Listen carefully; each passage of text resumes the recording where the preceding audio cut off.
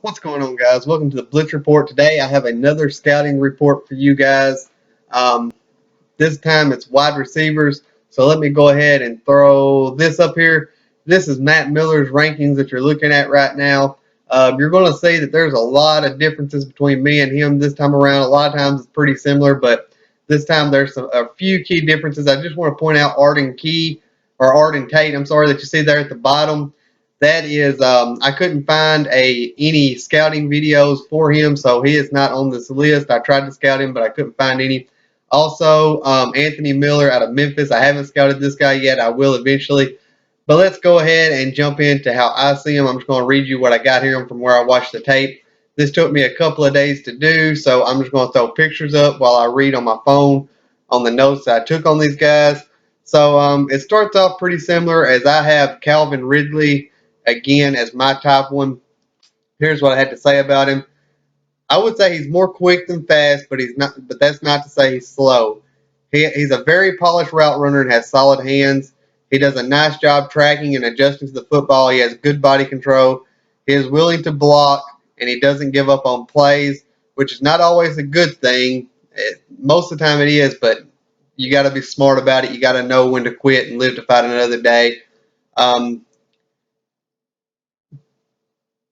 but he's just going to have to mature. Sorry, I got lost there because I looked up from my phone, so I got lost there for a second. But anyways, that's just something that he'll have to grow and mature into, and he'll get it figured out, and he could be a very good NFL wide receiver.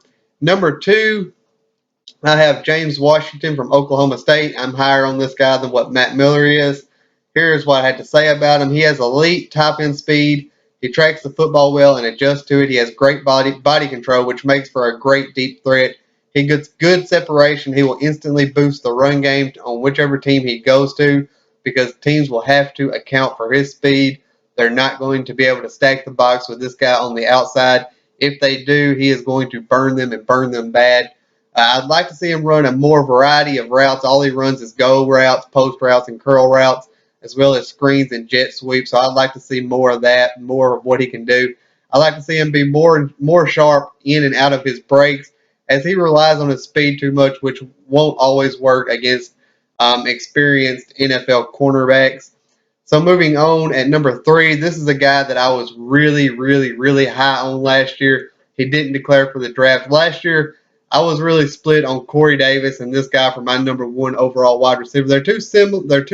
They're both similar in the way that their style of play, but this guy's a little bit bigger, maybe more athletic than Corey Davis. Athleticism could go either way, but this guy's a little bit bigger. Corey Davis, they both struggle with drops. Well, not struggle, but they both have one from time to time, which it happens. It's just sometimes you get caught thinking ahead and thinking you're going to go ahead and score before you actually get the ball secured in. So that happens. So I don't hold that against players. Corey Davis went number 5 overall to the Tennessee Titans. And I told you before that draft many times that Corey Davis was going to be a Tennessee Titan. I just hoped it was more of their 18th pick rather than 5, but that's not how it worked out. But anyways, the reason, it's just one of those picks that makes sense. Sometimes you just see a pick and you're looking at it and you're like, yep, that makes sense. And right now I'm just trying to figure out where's that perfect fit? Where's that guy that fits perfectly in this scheme for a team that really has a need? So right now I'm still trying to find that. Corey Davis was one last year. Leonard Fournette was one last year. But anyways, this guy, let me go ahead and throw it up here and tell you who it is. It's Cortland Sutton out of SMU. He has size and athleticism that teams covet in a number one wide receiver. A lot of people have even called him Mini Megatron because he has that same body type and athleticism as Mini Megatron, but he's going to have a lot of developing to do before he gets to that point. So just bear that in mind. However, he's not going to be NFL ready right away. He's basically a blank slate heading into the NFL. He has a very raw skill set when it comes to route running. He does, like I said before, he does have a drop from time to time, but I don't hold that I don't hold that against him too much. He's hard to tackle with the ball in his hands. He has great body control. He high points and attacks the football very well. This guy is really the limit for this guy. Next is another guy that I'm higher on than Matt Miller, and that is Dante Pettis out of Washington. He's an excellent route runner, very sharp in and out of his breaks. He's willing to block. He catches those contested balls, and he does a nice job coming back and attacking the football. He can contribute on special teams as a return man. He's not a flashy player, but he's a dependable guy who gets the job done. So I like that in Dante Pettis. He's not going to be a superstar in the league, but he will be a guy that you can count on day in and day out. At number 5, this is a name that's going to be very hard for me to say. Equanimeous, Equanimeous, Equanimeous. That's what I'm going to call him. I think that sounds better when I say it, or not sounds better, but it comes out easier. Equanimeous St. Brown out of Notre Dame. He has a great size speed combo that teams love. Kind of like Cortland Sutton, but I believe Sutton is a little more explosive. He tracks the football well and uses his size nicely, but his skill set is a little raw. I'd like to see him play more aggressive in the blocking game and going up and attacking the football. So kind of like Cortland Sutton, just a little bit less explosive. Has that same raw skill set, but has that same great size, great measurables. So still, I believe will be a very high pick in this draft if he declares. At number 6, I have Christian Kirk out of Texas Tech. He's a willing blocker, does a very nice job of finding soft spots in the defense. He's slippery with the ball in his hands and hard to bring down. He's good in and out of his breaks. As a return man, he has good vision with shiftiness. He lacks size and top end speed. His lack of size and top end speed makes those 50-50 balls harder for him to catch. Um, he has a difficult time getting separation sometimes, but that's where his brains come into play, where he's able to read the defense and find the soft spot in it. Um, and because also he's a good route runner, he's able to break in and break out very quickly. That also makes it harder for defenses to cover him. So I like, again, kind of like Dante Pettis. I don't believe he'll be a superstar in the NFL, but he's somebody that you'll be able to count on week in and week out. At number 7, we have Sammy Cobbs Jr. He has good size and ideal measurables with his long arms. He runs a variety of routes, but I like to see him be better in and out of his breaks. He tracks the football and does a nice job of high pointing it, but he does struggle with drops from time to time. And I'd say he struggles with drops a little worse than what Cortland Sutton or Corey Davis did in college. So there's a lot of times that football hit him right between the numbers. Well, not a lot, but there is a few times where that football will hit him right between the numbers, and he won't come down with it. At number 8, we have Kane. He's out of Clemson. He has good top end speed. He's quick off the line. He's good at hand fighting. He catches those 50-50 balls.